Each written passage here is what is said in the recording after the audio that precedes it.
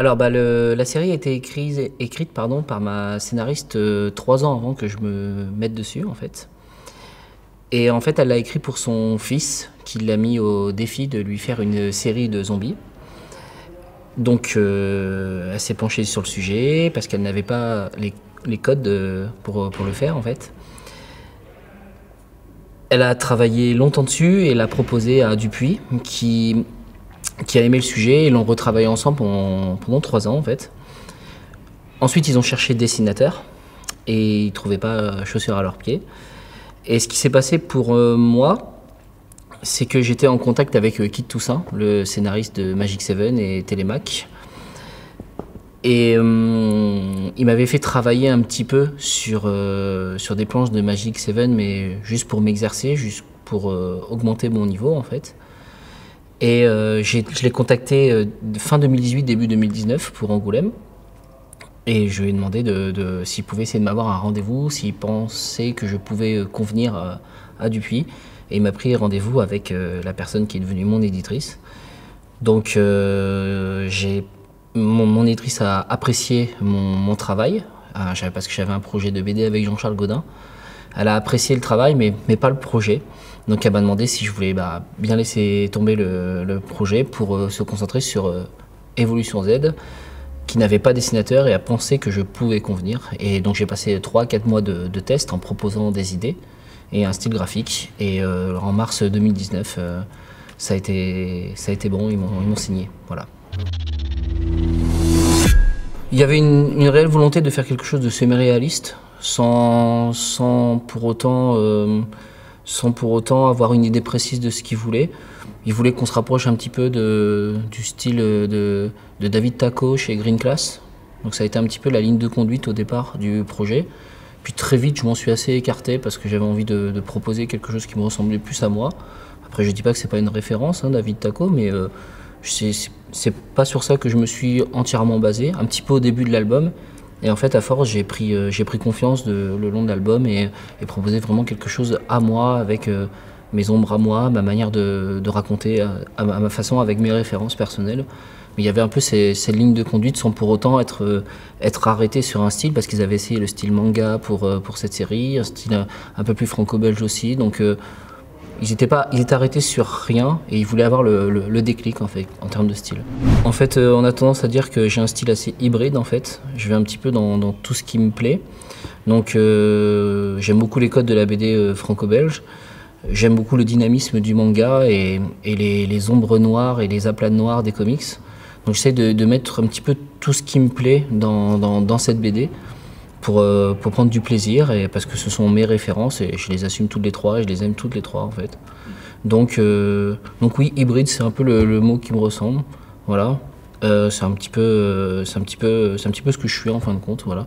Je suis fermé à rien du tout, du coup j'aime bien aller à droite à gauche en essayant de trouver forcément une harmonie en fait.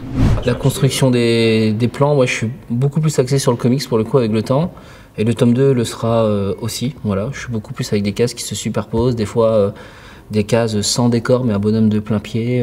C'est chose qui arrivera sûrement dans le tome 2, des cases beaucoup plus ouvertes, voilà, des planches beaucoup plus ouvertes. Le seul personnage où, c'est pas si c'était une contrainte, mais le seul personnage qu'ils avaient vraiment pensé de cette manière, c'était Adaline en fait. Il voulait vraiment une afro-américaine avec des dreads et tout ça. C'était vraiment une volonté de la part de ma scénariste, une volonté de la part de mon éditrice. Donc c'est vraiment le personnage où j'ai le plus de codes. Le reste, pas tant que ça. J'avais un petit peu quelques références pour Zaire. Voilà. Marjorie, à force de lire le scénario, on s'est tous rendu compte qu'elle était tellement sur la même ligne que c'était bien d'en faire un robot en fin de compte. C'est Karim en fait, Karim j'ai eu le plus de liberté, voilà, parce que j'avais vraiment que le nom et c'était dur, il fallait juste un mec badass, un mec sûr de lui, toujours un peu mystérieux, toujours un peu sur la défensive, qui sourit pas vraiment. Donc voilà. Et Dimon, je voulais absolument, et on voulait absolument en faire quelqu'un de démesuré, qui avait cette sensation de dominer une pièce, comme si c'était un Hulk en fin de compte. Voilà, qui dominait un endroit, qui faisait 2 têtes de plus que les autres, qui était une vraie armoire à glace en fait. Donc à part Adaline, les autres, j'étais vraiment libre de les penser comme je le souhaitais en fin de compte. Tout en en me faisant driver un petit peu. Voilà. Et s'ils disaient non, c'était non, quoi. Voilà. Ouais, de proposer, quoi. Ça, je pouvais proposer, quoi. Ouais.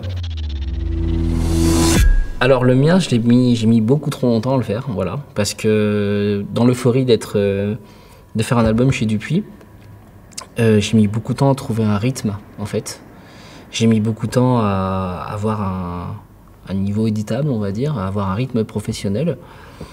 Donc normalement, on devrait mettre un peu moins d'un an ou un an, ça dépend de l'auteur, ça dépend du sujet. Moi, j'ai mis beaucoup trop longtemps, j'ai mis 2 ans et demi, voire 3 ans. Mais j'ai eu des soucis perso, puis je travaillais en traditionnel, puis je me suis fait former, pendant le Covid, je me suis formé à distance sur tablette graphique. Je voulais le passer sur tablette, du coup ça m'a permis de retoucher des choses qui me plaisaient pas. Donc j'ai fait beaucoup de yo-yo à droite à gauche sur mon album en fin de compte pour qu'on finisse par dire bah ça sera comme ça, c'est comme ça qu'on le sortira, et c'est très bien pour que ça convienne à Dupuis, à moi et ma scénariste, quoi. Voilà. Et il y a mon coloriste aussi qui a son mot à dire dans tout ça, forcément. Oui, c'est un vrai album. C'est un vrai album fait en équipe, en fait, voilà, avec Stéphane Moulin, qui travaille chez Dupuis, avec mon éditrice Laurence, avec Céline, avec Eric, en fait, c'est vraiment un travail d'équipe, en fait. On n'est pas scénariste, dessinateur, point, livré à nous-mêmes. Non, on se fait vraiment encadrer, on se fait vraiment diriger. Voilà, ils ont le droit de dire non à des trucs, t'as le droit de proposer. En fait, si tout se passe bien et qu'on s'entend bien et qu'on se parle bien, on peut proposer, on accepte le refus, ils acceptent aussi de changer des trucs. Rien n'est fermé en fin de compte. Il faut juste que ça serve l'album. En fait, on est, comme dirait Stéphane, on est ensemble en équipe pour faire le plus bel album possible, qu'on soit fiers en fait. Donc, du coup, on se prend pas la tête, ça glisse tout seul en fait. Ma journée de travail type, je me lève en même temps que ma fille, forcément. Voilà, je travaille tranquillement, le biberon, tout ça. Je l'emmène chez sa nounou et je reviens et c'est du 8h30, 9h à 19, 20h le soir. Voilà, ça dépend des jours et des horaires. J'essaye une petite heure et demie de pause repas avec ma conjointe qui est là entre midi et 2h. Mais des fois, voilà, si je sens que la journée n'était pas bonne et pas très très productif, il m'arrive d'empiéter sur toute la soirée, voilà, jusqu'à tard dans la nuit, pour essayer de compenser ce que j'ai pas réussi à faire dans la journée, enfin, ou des choses pour lesquelles je suis pas content, quoi. Donc je rythme de travail de même manière que n'importe quel autre boulot en fin de compte, quoi. Voilà. Et des fois des week-ends aussi, voilà, des samedis matins, des dimanches matins, ou des samedis après-midi, ou des dimanches après-midi, ça dépend en fait. Faut alterner vie personnelle et travail. Voilà, c'est pas toujours évident, surtout pour les proches. Mais c'est comme ça que je pense ma journée, quoi. Je suis pas en impro, parce que j'aime bien dire à ma conjointe comment ça va se passer.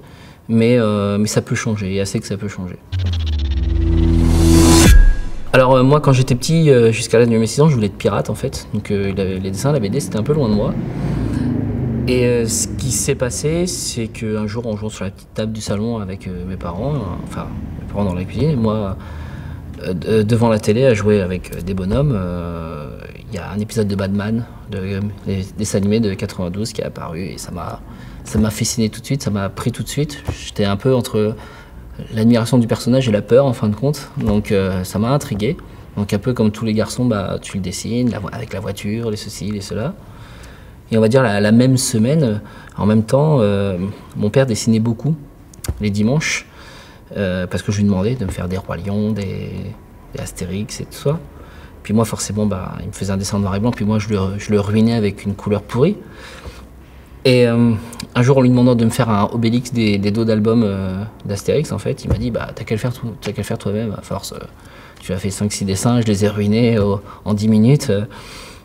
Et puis je me suis mis dessus et en fait j'ai pris tellement plaisir, c'est tellement une révélation pour moi que je n'en ai plus jamais demandé en fait. Donc je pouvais passer des dimanches entiers à imaginer mes petites histoires, à redessiner Astérix, Batman forcément.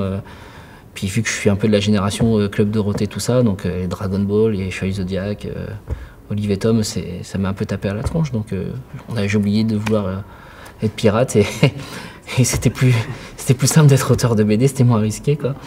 Donc, et je suis resté sur cette idée depuis toujours. Des projets là de BD, j'en ai pas, à part Evolution Z, voilà. J'espère le 2, je suis sûr. J'espère le 3, le 4, le 5, parce que avec ma scénariste, on s'entend bien, on les a pensés ensemble, on est sur la même longueur d'onde, on sait où on veut aller. Moi, je suis fermé à absolument rien du tout en termes d'univers. Voilà, j'aime pourquoi pas faire un manga, pourquoi pas faire une BD jeunesse, même avec des petites filles, des trucs girly. Voilà, ayant une petite fille maintenant, on a envie qu'à 3-4 ans, elle lise ta BD. Voilà. J'adorerais faire un western. Voilà, c'est quelque chose qui me ferait plaisir, parce que mon père aimait beaucoup les westerns, voilà, les Clint Eastwood et tout ça, des trucs sales, poussiéreux. Forcément un Batman, hein, je vais pas le cacher. Non, je suis fermé à rien. J'aime l'idée d'aller, voilà, encore une fois, hybride. Hein. J'aime l'idée d'aller à droite, à gauche. J'aime l'idée d'essayer un petit peu de tout. Je suis fermé à aucune maison d'édition. Voilà, je pense qu'il faut pas se fermer.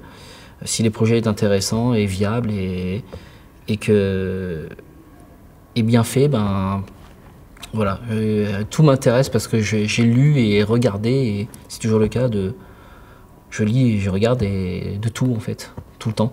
Donc rien ne m'est fermé pour moi, voilà.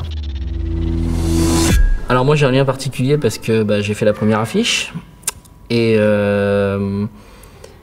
puis j'étais un petit peu dans les, on va dire, les 7-9 premières personnes à aider à le créer, à être aux réunions, bénévoles, etc. Donc un lien particulier parce que je suis né ici, j'habite ici, voilà. Ce que j'aime, c'est l'effet encore familial en fait qu'il y a dedans. Voilà, les gens ont l'air d'être proches, on voit les mêmes bénévoles chaque année, quelques nouvelles têtes. Et en fait, on est comme ça, tout le monde est soudé, ça rigole. Donc c'est vraiment le côté familial et partage et sans pression qu'il y a ici qui me plaît énormément. Donc j'ai beaucoup d'affection pour ce festival chaque année en fin de compte. Voilà. Donc en plus ils m'ont toujours invité à faire des dédicaces alors que je n'avais pas d'album. Donc et puis cette année le faire avec mon album, c'est particulier quoi.